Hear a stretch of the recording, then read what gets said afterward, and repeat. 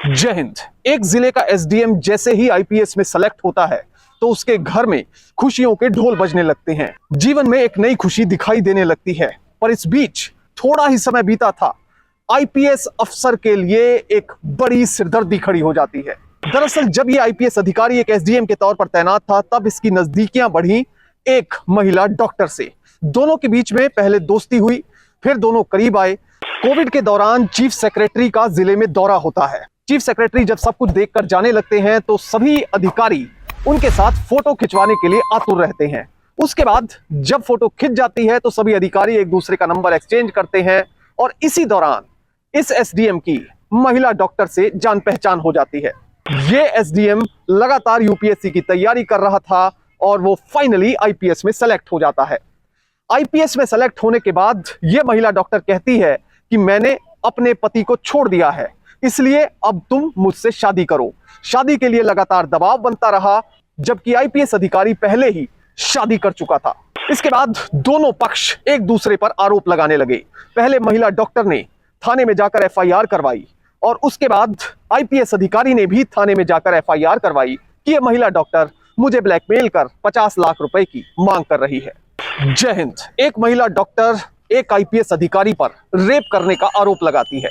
जैसे ही इस आईपीएस अधिकारी पर आरोप लगता है तो ये हक्का बक्का रह जाता है। हम इस पूरी कहानी की बात करेंगे, पर आगे बढ़ने से पहले आप सबको ये अपील कि एक तो वीडियो आखिर तक देखिएगा, दूसरा चैनल को सब्सक्राइब कीजिएगा। फेसबुक देख रहे हैं तो फेसबुक पर पेज को लाइक भी कीजिएगा और वीडियो को शेयर कीजिएगा। अब बात करते हैं इस आईपीएस अधिकारी की। ये आईपीएस अधिकारी जिसका नाम राजेश कुमार मीणा है, वो राजस्थान एडमिनिस्ट्रेटिव सर्विसेज में कभी अधिकारी हुआ करते थे, यानी कि एसडीएम के तौर पर तैनात थे। साल था 2020।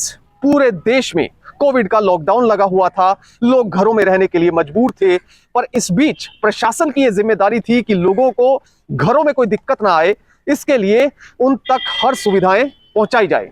इस बीच राज्य के चीफ सेक्रेटरी डूंगरपुर जिले का दौरा करते हैं, जहां पर यह एसडीएम तैनात था। वो एक एक चीज की जांच करते हैं और सवाल जवाब भी करते हैं। जब वो सब चीजों से संतुष्ट हो जाते हैं तो जब वो जाने लगते हैं तो जिले के सभी अधिकारी उनसे रिक्वेस्ट करते हैं कि सर हम आपके साथ फोटो खिंचवाना चाहते हैं। आमतौर पर जब भी कोई सीनियर अधिकारी, कोई बड़ा नेता वो किसी जिले में जाता है तो अक्सर अधिकारी उनके साथ एक तस्वीर ले लिया करते हैं। तो ऐसे ही यहां पर भी अधिकारियों का तांता लग चुका था। सभी अधिकारियों ने चीफ सेक्रेटरी के साथ फोटो खिंचवाई। उसके बाद एक दूसरे के साथ नंबर एक्सचेंज किए कि आप मेरे साथ ये फोटो शेयर कर लेना। इसी बीच एसडीएम ने महिला डॉक्टर के साथ नंबर एक्सचेंज किया और उसे कहा कि आपने जो फोटो अपने मोबाइल में खींची हैं वो फोटोएं मुझे भेज देना। अब स्टेट एडमिनिस्ट्रेटिव सर्विस के ये अधिकारी जिनका नाम है राजेश और एसडीएम के तौर पर तैनात हैं, वो इस महिला डॉक्टर को मैसेज करते हैं और मैसेज से फोटो मांगते हैं। महिला डॉक्टर भी तुरंत जवाब देती है और उन्हें फोटोज भेज देती है। अब इसके बाद दोनों के बीच में बातचीत शुरू हो जाती है, कम्युनिकेशन शुरू हो जाता है। कुछ समय ये कम्युनिकेशन चलता रहता है। अब धीरे धीरे महीना आ जाता है जुलाई का। जुलाई 2021 आ चुका है।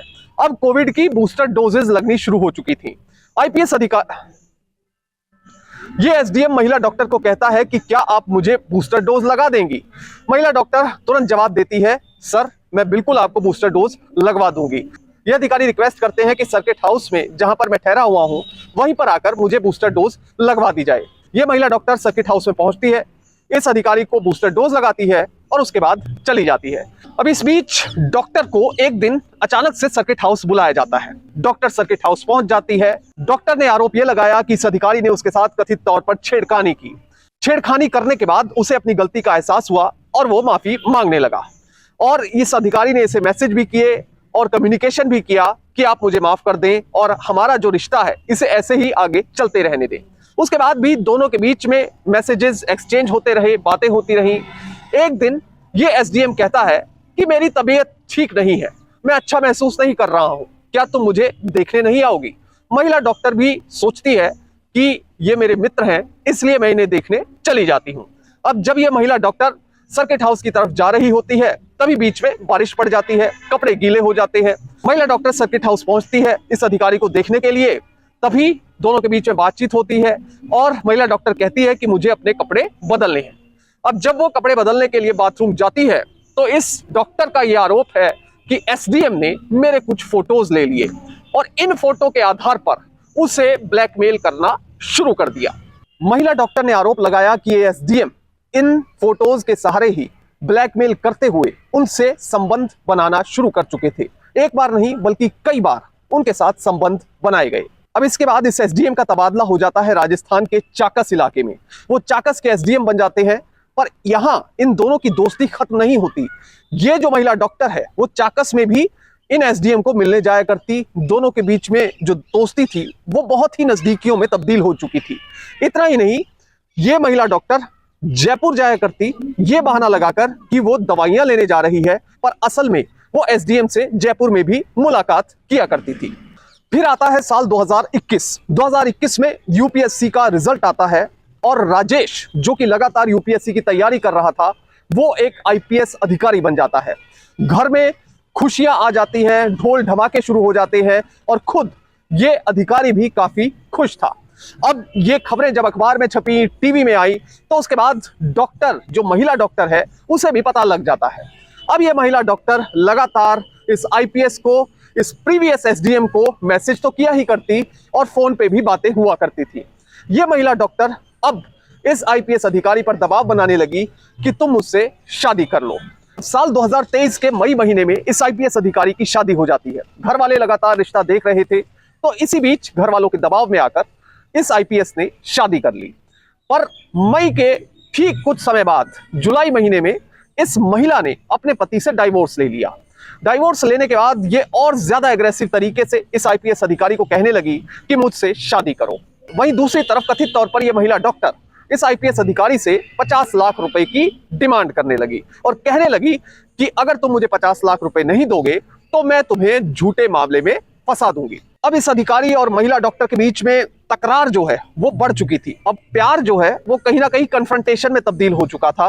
अब एक दिन ये महिला थाने में पहुंच जाती है और इस अधिकारी के खिलाफ एफआईआर दर्ज करवाती है। अब आईपीएस में नया सिलेक्शन हुआ था, तो इसलिए ये अधिकारी भी पसोपेश में था कि आखिर किया जाए तो क्या किया जाए। कुछ लोगों से, दोस्तों से, परिवार से सलाह ली, तो उसके बाद मन बनाया कि मैं पुलिस में जाकर कंप्लेंट करूंगा। महिला के कंप्लेंट करने के बाद, एफआईआर दर्ज करवाने के बाद ये आईपीएस अधिकारी भी थाने में पहुंचता है। जयपुर के जवाहर थाने में जाकर एसएचओ से मिलता है, उसे बताता है कि मुझे एक एफआईआर दर्ज करवानी है। यह अधिकारी एसएचओ को बताता है कि मैं सवाई माधोपुर के वजीरपुर का रहने वाला हूं। साल 2021 में मैंने आईपीएस क्लियर किया है, मुझे आईपीएस कैडर अलॉट हुआ है। जैसे ही ये बात जो पुलिस अधिकारी है वो सुनता है, उसके कान खड़े हो जाते हैं। वो अपने सीनियर अधिकारियों को फोन करता है। सीनियर अधिकारियों को फोन करने के बाद उसे आदेश मिलता है कि जो भी एफआईआर है, जो सच है, वो सब कागजों में दर्ज कर लिया जाए। उसके बाद ये आईपीएस अधिकारी पूरी कहानी इस एसएचओ के सामने बयान कर देता है। आईपीएस अधिकारी बताता है कि जब मैं राजस्थान में एडमिनिस्ट्रेटिव सर्विस का अधिकारी था तो पूरे देश भर में कोविड का लॉकडाउन लगा हुआ था। इसी तरह से मेरे जिले में भी कोविड का लॉकडाउन था। इस दौरान चीफ सेक्रेटरी का दौरा हुआ।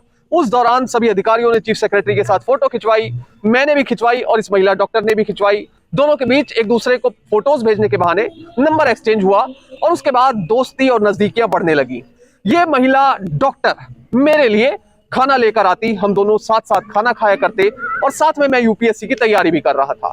मैं एसडीएम था मगर यूपीएससी की लगातार तैयारी कर रहा था। इस बीच मुझे 3 लाख रुपए की जरूरत पड़ी, तो मुझे कथित तौर पर 3 लाख रुपए भी इस महिला डॉक्टर ने दिए। जब आईपीएस क्लियर मैंने कर लिया तो उसके बाद ये महिला मुझ पर शादी का दबाव बनाने लगी और कहने लगी कि मैं अपने पति को डाइवोर्स दे रही हूं, तुम मुझसे शादी कर लो, जो करना मेरे लिए पॉसिबल नहीं था। साथ में इस आईपीएस अधिकारी ने आरोप लगाया कि ये महिला मुझसे 50 लाख रुपए की मांग कर रही है और मुझे धमकी दे रही है, अगर 50 लाख नहीं दिए तो तुम पर बड़ा मामला दर्ज करवाकर जेल में डलवा दूंगी। फिलहाल इन दोनों में से सच कौन बोल रहा है, ये जांच का विषय है।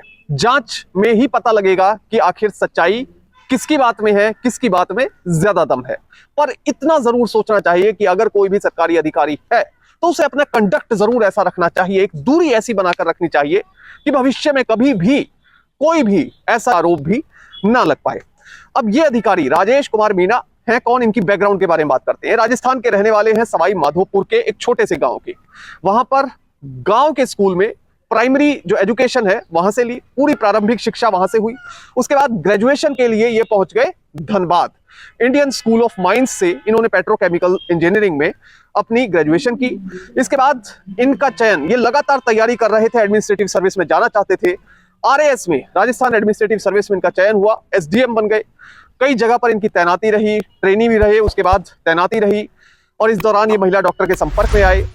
अब ये यूपीएससी की लगातार तैयारी कर रहे थे, हिंदी इनका ऑप्शनल था और इसी ऑप्शनल के साथ इन्होंने यूपीएससी का एग्जाम दिया और आईपीएस में इनका चयन हो गया। इस वीडियो से हमें सीख यही मिलती है कि हमेशा अपने टारगेट को अचीव करने के लिए आगे बढ़ते रहें और साथ में कभी भी किसी ऐसे व्यक्ति के नजदीक ना आए कि भविष्य में आपको कोई नेगेटिव पब्लिसिटी का सामना करना पड़े। जय हिंद।